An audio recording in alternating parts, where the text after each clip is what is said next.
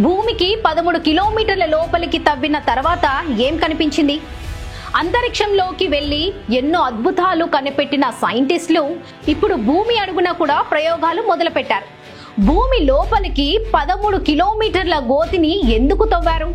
సాధారణంగా మన దగ్గర సాగునీటి కోసం వేసే బోర్లను 100 నుంచి 350 ఫీట్ల వరకు తవ్విస్తారు.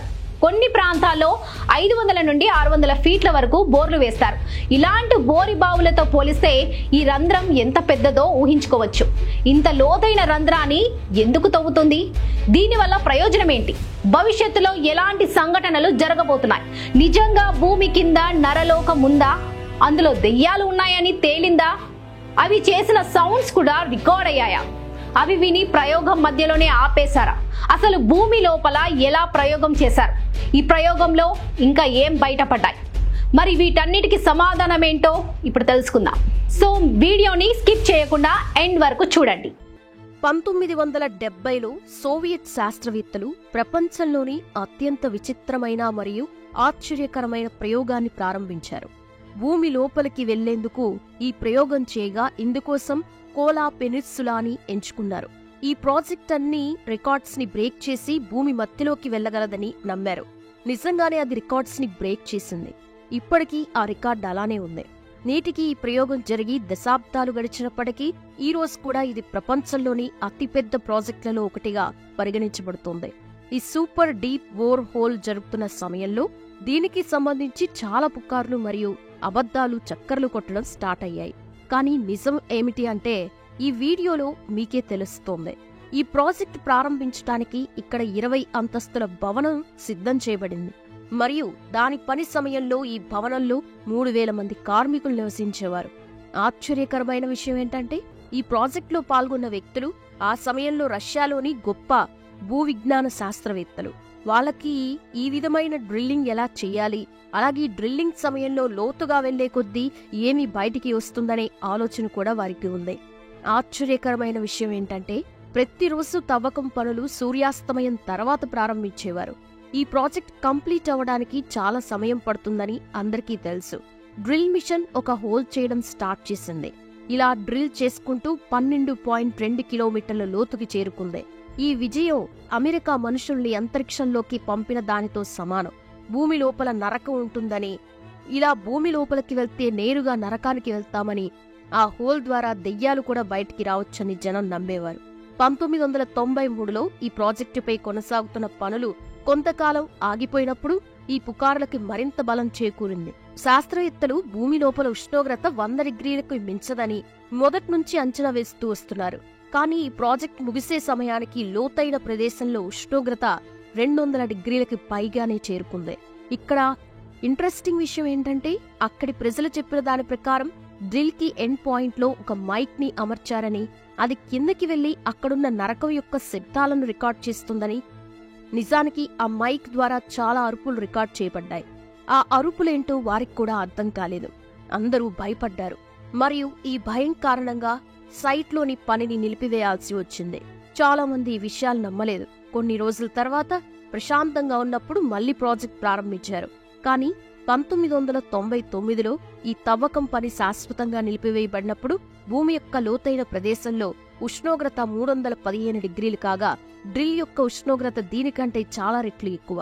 లోపల ఉష్ణోగ్రత ఇంత ఎక్కువగా ఎలా ఉందో ఎవ్వరికీ అర్థం కాలేదు. ఈ ఉష్ణోగ్రతలో డ్రిల్ కూడా కదులుతున్నప్పుడు కరుగుతుంది. కాబట్టి ఇప్పుడు ఈ ప్రాజెక్ట్ ని కొనసాగించడానికి అందరూ భయపడుతున్నారు.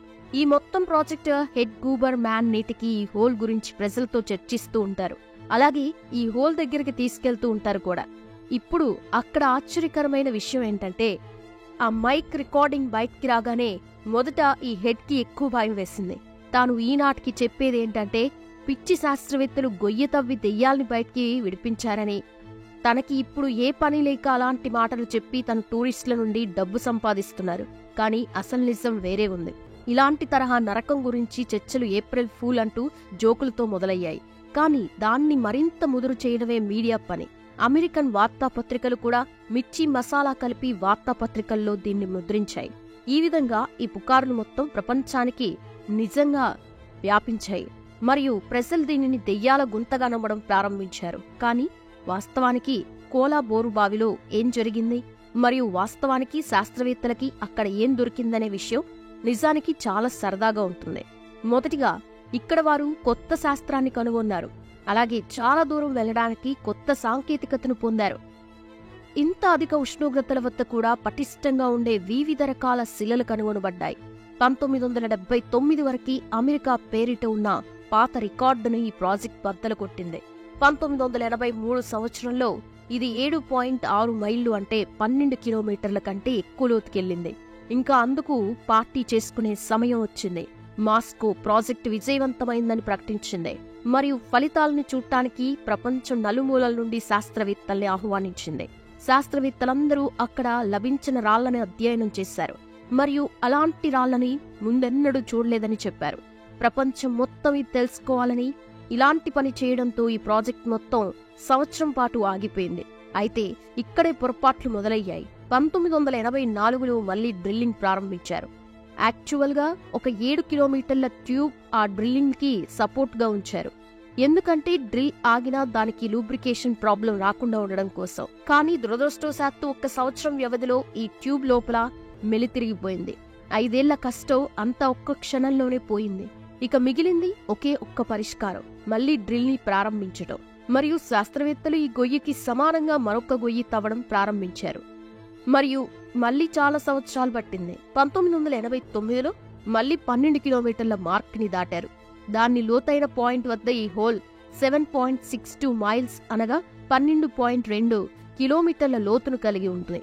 ఇప్పుడు మళ్లీ అధ్యయనం ప్రారంభించి ఈసారి ఇది ఒక టైం మిషన్ లా మారింది. ఎందుకంటే ఇంత లోతుకు వెళ్లి పూర్వం భూమి యొక్క స్థితిని ఎలా ఉండేదో చెప్తుంది. బిలియన్ల సంవత్సరాల క్రితం మన భూమి ఏర్పడినప్పుడు ఈ భూమి ఎలా ఉండేది మరియు దానిపై జీవం ఎలా వచ్చింది. అప్పుడు ఈ కోలా ప్రాజెక్ట్ డేటా బయటకు వచ్చినప్పుడు అప్పటి వరకు మనం చదువుకున్న జియాలజీకే ప్రశ్న వేసింది. మనందరికీ తెలిసిందే మన భూమి అనేక పొరలతో నిర్మితమైందని, అలాంటి ఒక పొర నీరు అని. కానీ అంత లోతుకు వెళ్లిన తర్వాత గ్రానైట్ మరియు బసాల్ట్ తో పాటు అనేక నీటి పొరలను కనుగొన్నారు. ఈ నీరు ఎక్కడి నుంచి వస్తోందని ఎవ్వరికీ అర్థం కాలేదు. కాబట్టి పరిశోధనలో ఈ నీరు డీప్ క్రాఫ్ట్ మినరల్ నుంచి వస్తోందని, ఇది గత కోట్ల సంవత్సరాలుగా ఇక్కడే ఉందని, కానీ దానిపైన ఒక దట్టమైన రాయి కారణంగా అది చాలా మందంగా మరియు బలంగా ఉందని చెప్పారు. దాన్ని మనం ఎప్పటికీ బయటికి తీయలేం. ఆ శిలల యొక్క వయస్సును తెలుసుకునే ప్రయత్నం చేయగా ఈ శిలలు కనీసం 2 బిలియన్ సంవత్సరాల నాటివని తేలింది. ఆశ్చర్యకరమైన విషయం ఏంటంటే ఈ రాళ్లపైన ప్లాంటెన్ అవశేషాలు కూడా కనుగొనబడ్డాయి. ఇవి ఒకప్పుడు ఈ రాళ్లపై నివసించేవి. దీంతో 2 బిలియన్ల సంవత్సరాల క్రితం భూమిపై జీవం ఉండేదని నిర్ధారించబడింది. ఆశ్చర్యకరమైన విషయం ఏంటంటే ఈ పనిలో శాస్త్రవేత్తలకి భూమి లోపల చాలా పెద్ద మొత్తంలో హైడ్రోజన్ దొరికింది. గుంతల్లోకి వస్తున్న బురదను చూసిన వారు హైడ్రోజన్ తో బురద మరుగుతున్నట్లు చెప్పారు. 5.6 మైళ్లకి దిగువకి వెళ్లిన తర్వాత శాస్త్రవేత్తలు చాలా ఎక్కువ మొత్తంలో వజ్రాలు కనుగొన్నారు. అవి గత బిలియన్ల సంవత్సరాలుగా భూమి లోపల ఇలా ఉన్నాయి. శాస్త్రవేత్తలు త్వరలో ఇక్కడ మందపాటి బంగారు పొరను కూడా కనుగొంటారు అని చాలా మంది నమ్మారు. కానీ శాస్త్రవేత్తలకి లూనార్ రాక్ మీద ఎక్కువగా ఆసక్తి ఉండేది. ఎందుకంటే చంద్రుడి నుండి తెచ్చిన రాళ్లు 6 మైళ్ల లోపల నుండి తీసుకొచ్చిన రాళ్లు ఒకేలా ఉన్నాయి. దీంతో చంద్రుడు ఒకప్పుడు భూమిలో భాగమేనని కూడా దీని ద్వారా రుజువైంది. ఒకప్పుడు ఒక భారీ రాయి అంతరిక్షం నుండి భూమిని తాకింది. దీని ప్రభావం చాలా ఎక్కువగా ఉండడం చేత భూమి యొక్క భారీ భాగం నుండి భూమి వేరు చేయబడింది మరియు అదే భాగం తర్వాత చంద్రుడిగా మారింది. ఆ తర్వాత 2 ఒకే వృత్తాకార ఆకారాన్ని పొందాయి. అయితే చంద్రుడిపై దొరికిన రాళ్ల లాంటివి కేవలం కోలా పెనిన్సులాలో మాత్రమే ఉన్నాయా, లేదా ఇది ప్రపంచమంతా వ్యాపించి ఉండి ఉంటుందా? అయితే విషయాన్ని శాస్త్రవేత్తలు దీని గురించి ఎప్పుడైనా కనుగొంటారు. కానీ ఇప్పుడు అతిపెద్ద ప్రశ్న ఏంటంటే ఈ గొయ్యి తవ్వకం ఎందుకు ఆగిపోయింది? టెంపరేచర్ ఇష్యూ గురించి ఆల్రెడీ మనం తెలుసుకున్నాం. కానీ వాళ్ళు మరేదైనా హోల్ చేయటానికి ప్రయత్నించారా అంటే దానికి సమాధానం నో. ఈ ప్రాజెక్ట్ ని మూసివేయటానికి కారణం శాస్త్రవేత్తలు వారి అన్ని ప్రశ్నలకి సమాధానం పొందారు కాబట్టి. ఏదేమైనప్పటికీ రష్యా ప్రతి విషయంలోనూ అమెరికా కంటే ఒక అడుగు ముందుండాలని చూసేది. అలాగే అందులో అది విజయవంతమైంది కూడా. సో శాస్త్రవేత్తలకి ఏ రాతి నమూనాలు కొత్తగా అవసరం లేదు. ఎందుకంటే వారు సేకరించిన ప్రతి నమూనా సురక్షితంగా నిల్వ చేయబడింది. కోలా ప్రాజెక్టు వల్ల మనకి చాలా సమాచారం లభించింది. అందులో మన శాస్త్రవేత్తలు ఇంతకు ముందెన్నడూ తెలుసుకోని విషయాలు కూడా ఉన్నాయి.